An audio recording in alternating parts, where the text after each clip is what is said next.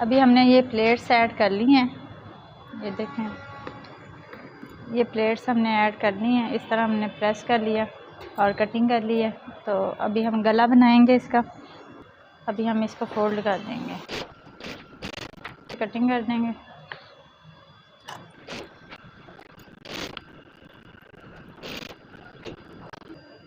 अभी हम यहाँ से इसको स्टिच करें।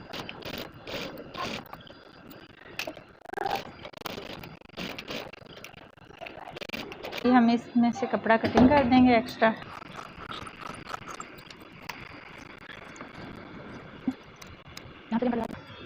अभी हम इसको ऐसे सीधा कर लेंगे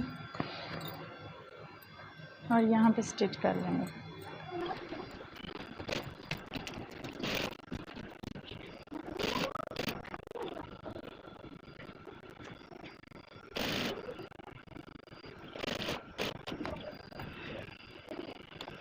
अभी हम यहाँ पे तरपाई कर लेंगे। ये हमने तरपाई कर ली है।